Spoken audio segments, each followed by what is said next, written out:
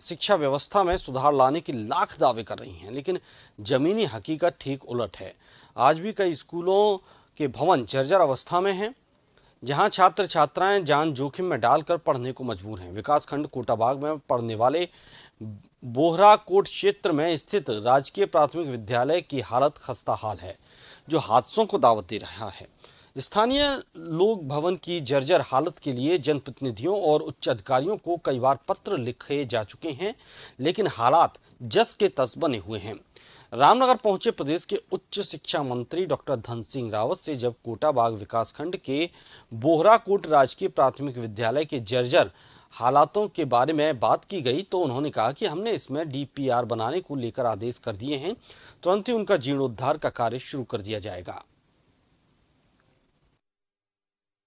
इससे तो इसको हो गए मतलब इसको हो गए करीबन 10-12 साल से भी ज्यादा हो गया। स्कूल गिरने वाला हो रहा है, बच्चे कहीं दब न जाए, मतलब बच्चे सब बाहर से पढ़ रहे हैं, कभी तो बारी बंद होती फिर अंदर ले जा रहे हैं, कभी बाहर ला रहे हैं, डर डर के आ रहे हैं बच्चे यहाँ पर। कभी कभी हो न जाए कैसे, मतलब परिवार को कोई खत्म ना हो जाए, बाहर से ही डरी भी रहो, अंदर ले जा रहे हैं फिर पढ़ा रहे हैं। फिर क्या करते हैं बेचारे, कहाँ बैठाते हैं यार। हमारे यहाँ सर भी इतने बढ़िया आदमी आए हैं बेचारे, क्या बताऊँ। हाँ, ये मौत के ही मुझ पर पढ़ाई कर रहे हैं, बिल्कुल गिर ना जाए इसमें। कभी हम बैठते भी हमें खुद ही डर लगती है। देखिए, ऐसा है कि सरकार की तरफ से जितने भी विद्यालय जीर्ण शीर्ण हैं, क्योंकि डिग्री कॉलेज तो कोई भी जीर्ण शीर्ण है नहीं, अगर बेसिक के हैं, माध्यमिक विद्यालयों की बात, तो उनकी डीपीआर बनाने के लिए सरकार की तरफ से ऑर्डर हो गए हैं और जितने भी विद्यालय जीर्ण शीर्ण हैं उनको ठीक किया जाएगा। नए विद्यालय भी दिए जाएंगे, नई बिल्डिंगें भी दी जाएंगे। सरकार पे पैसों की कमी नहीं है।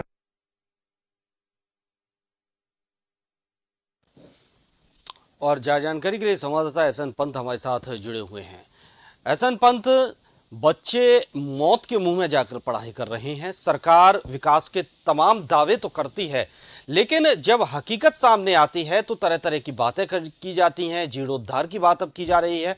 अब तक सरकार क्या कर रही थी? अब तक जीर्णोद्धार क्यों नहीं हो पाया? तमाम ऐसे सवालात हैं। बिल्कुल भानु, देखिए, उत्तराखंड को बने हुए 22 साल हो गए। 9 नवंबर 2000 को उत्तराखंड का गठन होता है और उत्तराखंड के गठन करने के पीछे मकसद ये था कि उत्तर प्रदेश में रहते थे, लखनऊ विधानसभा में जब आवाज नहीं पहुंचती थी उत्तराखंड के जनमानस की, तो एक अलग प्रदेश बनाने की मांग उठ पड़ी थी। और अलग प्रदेश को बने हुए अब 22 साल हो गए, लेकिन समस्या जस की तस है। जैसा आपने भी ये मुद्दा उठाया कि किस तरीके से जीर्णोद्धार पहले किया जाना चाहिए था, सरकार अब जाकर कह रही है कि डीपीआर बनाया जाएगा। सोचिए, किसी नौनिहाल के ऊपर अगर जीर्णोद्धार वाली बिल्डिंग जीर्ण शीर्ण हालात में अगर गिर जाए और किसी बच्चे की डेथ हो जाए, उसका जिम्मेदार कौन होगा?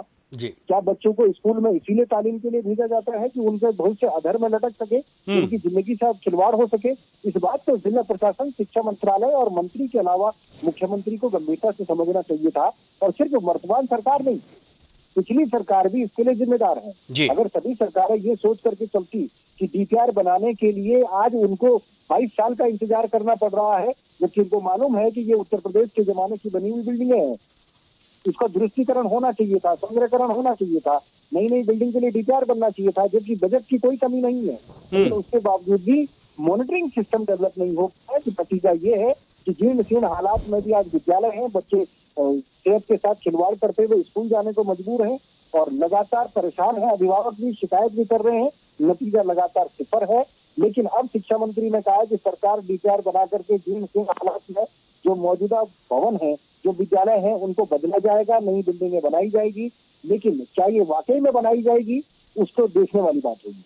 जी बिल्कुल, बहुत बहुत शुक्रिया एहसन पंत आपका जानकारी के लिए।